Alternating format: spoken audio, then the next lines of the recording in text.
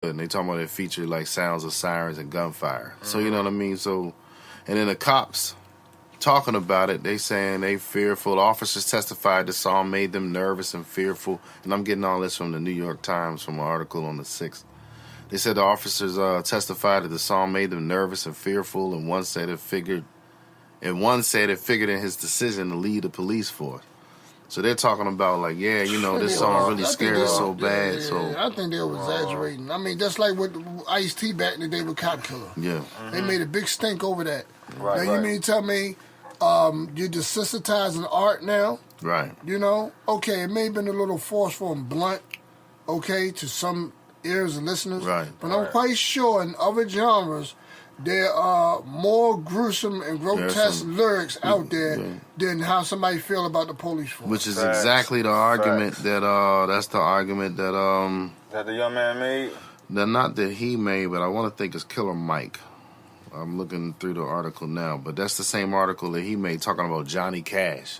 And he said he listened to both Johnny Cash and he listened to some other thing. He said, "Now that's country."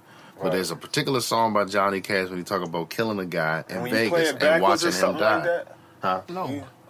But he was saying Johnny Cash had a song about killing somebody. He shot the guy and he watched him die. You know what I mean? Okay. So he's saying if you can have this in your lyrics, this is country music, you're not talking about banning that. But you want to look at us and say the same thing. But here what they did with the court, they didn't play the song.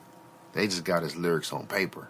Oh, okay. So sometimes when you're just looking at it like a piece of a lyric. And let me ask you this real quick. Was it a specific cop name? Was it a specific person that was target in the police force? Like, did he mention cops' names? They say that he mentioned names. They do say they got names.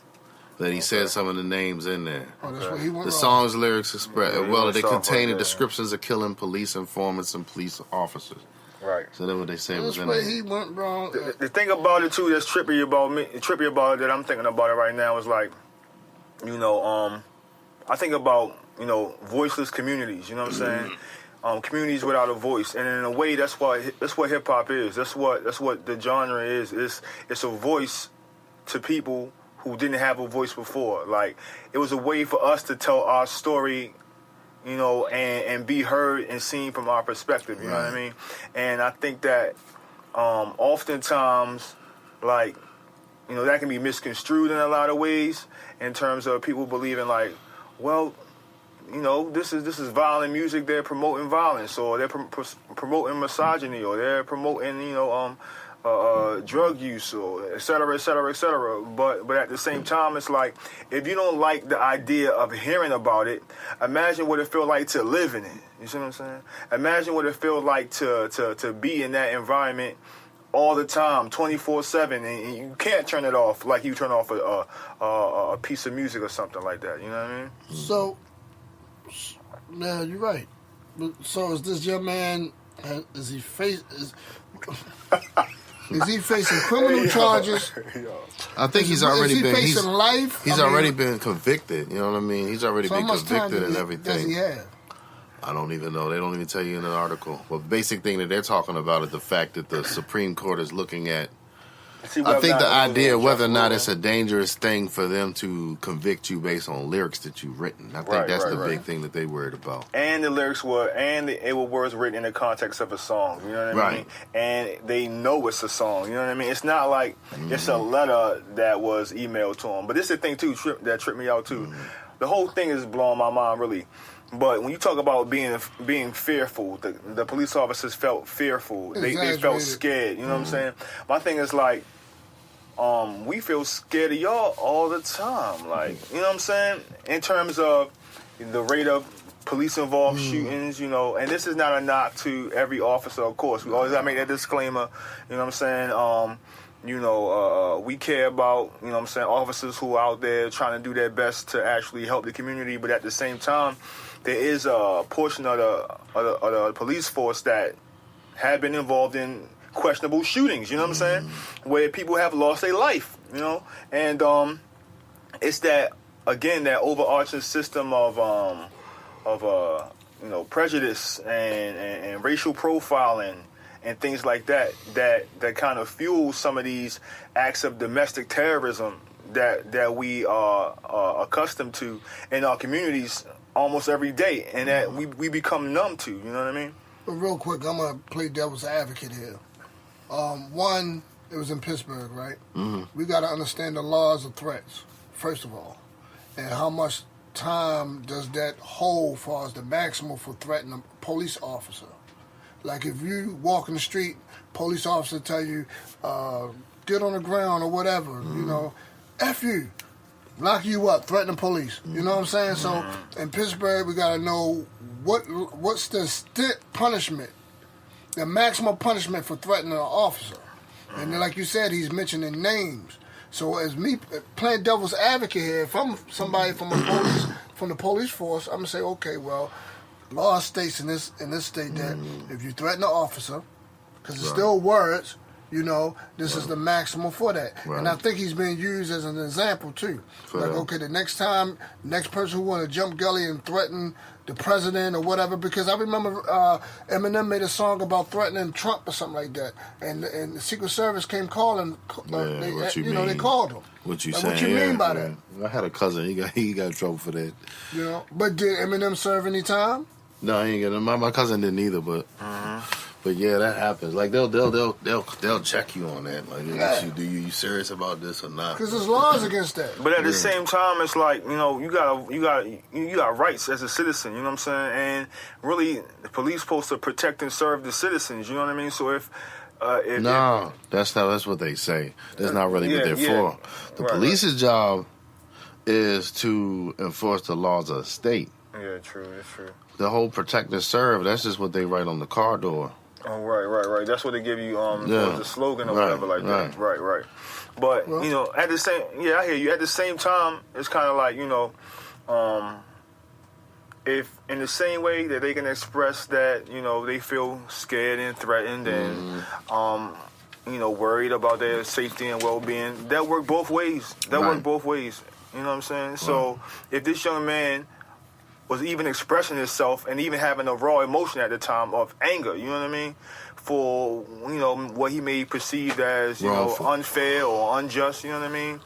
Like, does being angry and then voicing your anger now equate to you going to jail? You see what I'm saying?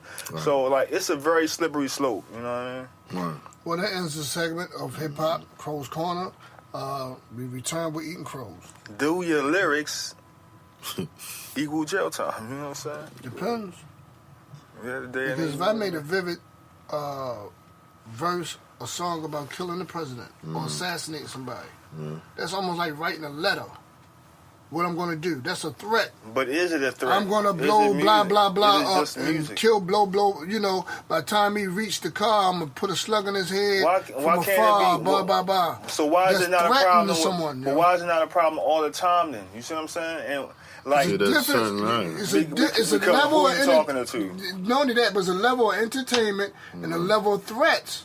It's a level. That's like how you distinguish between the two. That's like you write a terrorist threat to the president, or you write a terrorist threat to a government building. They're coming for you, yo. I get that, but I get that. If you're on a rhyme and you're on some bars, don't make a difference. Words are words at the end of the day. So if I'm saying, on March the 5th, I'm not doing this. This is a disclaimer. On March the 5th, I'm gonna blow up the government building and do it like this and do it like that. They're coming for my ass, yo. I mean, I get that, but what I'm saying, they gotta be on guard with that. It's a slippery slope, but at the same time, because what equates to a threat? If I'm walking down the street and you look and you fear for your life and you cross the street, or I raise my voice and you scared of me, you know what I'm saying? Or I felt threatened. Or I'm playing my music really loud. Hold on, time out. No. I'm playing my music really loud, and because the music's so loud, you know, you're scared, you're threatened. No. What equates to threatening? I give you a better scenario. What if you heard a song threatening you and your family? I'd be like, is it a song? That dude, why when I catch him, he hop out the blue Camaro, I'm going to put 5 in him, I'm going to wait for his kids coming out of school, I know where your wife live at, nigga, don't act like I don't know where your mother live, blah, blah, blah, blah, blah. Is that a threat? Are you going to sit there like, oh, that's a song, right? I mean, yeah. Depending on who's doing the song, right? But my question is, I mean, yeah, I would take that as a threat. To answer the question, I would take it as a threat. Exactly. But what I'm saying, too, at the same time, though, is if it's a threat to me, You know what I'm saying? Why wouldn't it be a threat all the way around the board? You see what I'm saying? I mean, like, so if I say the president, and I'm not talking about the president for real, but if I say the president, blah, blah, blah, A, B, C, and D, why is that taken serious? More serious than average Joe, so to speak. You know what I'm saying? Not necessarily, yo, because listen, it don't happen that way. It songs in the G Unit era, and I can't pinpoint certain lyrics that 50 said, but this particular artist during that era in G Unit, he said things that got people locked up, put away for a long time, and got people shot. Through his music. Yeah, but he probably through his music, yo. So what? What you mean? Was he giving how powerful words are. Yeah, but was he giving out information that he wasn't supposed to be? He was giving out information. Yeah, well, okay. I mean, and that ties in. That's like I go back to what I'm saying again. Make a clear scenario. Go ahead. They look at it the same way if somebody was to write a song about you and your loved ones and what they're going to do. And that says a dude from the street, that says a dude from the neighborhood that you know to be shooting people or robbing people, do whatever, and he decide he had a little beef with you, y'all had a little argument at the grocery store, then he said, yo, let me hop on this. He get all nice and he like, I'm gonna pop that nigga, I'm gonna get that nigga, I'm gonna slam that nigga. When I see him on March the 3rd, it's on, my nigga. You know what I'm saying? Point. So what I'm saying is this. So now how you gonna look at it? Let me say this too. Sometimes it may be seen as just a song. It may be seen as just a song sometimes, you know what I'm saying? Some people have beefs all the time, and then they friends the next day. You see what I'm saying? If you see it as entertainment, it really boils down to the individuals behind the song. Okay, how would you handle it? Hold on, time out. How would you handle it? I'm asking you, how would you handle it?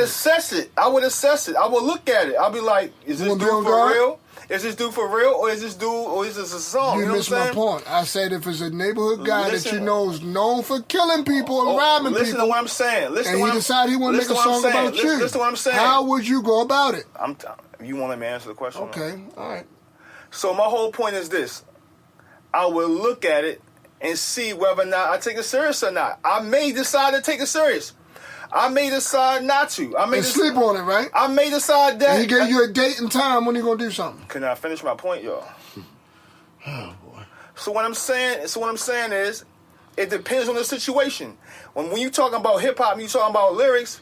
There's been 100 beats before where people say a whole lot of things and nothing has happened. And on the flip side. There's been times when people have said a lot of things and things have happened. So you got to assess the situation. You got to look at it, you know what I'm saying, through an analytical kind of lens. Now, this is the point I was making earlier, real quick, and I'm going to wrap it up. The point is this. You can't always, when you're talking about institutions like, like the police force and things like that, right? Mm-hmm. It's a slippery slope. And the reason why I say it's a slippery slope is because there's the issue of that system of prejudice and bias that already has a long establishment. You know what I'm saying? How many times, you know what I'm saying? You misunderstand the point. This man threatened specific names. He gave out specific names. I agree that so that was a bad move. We don't know the laws of Pittsburgh, but I do know if you threaten an officer, there are repercussions and law behind it. I agree with that. I agree with that. And when he said that when he mentioned those names, it was a dumb move. You know what I'm saying? Mm-hmm. Because then, like, you could take it almost seriously as a threat. Like what you were saying, the example that you made. If my name is mentioned, if personal items is mentioned, you know what I'm saying? Then I might see it as real, like you illustrated. You're gonna lock your door, right? Like you illustrated. But also at the same time, if he didn't say them names, which this guy unfortunately he did, if he didn't say those names, you could make the argument that is music, that is expression. You know what I'm saying? So it's a slippery slope, man. That was supposed to end this segment a long time ago, but it kind of went to a whole other thing. So we'll be back in a few minutes with Eating Krows. Eating Krows. Wahamiyd, please.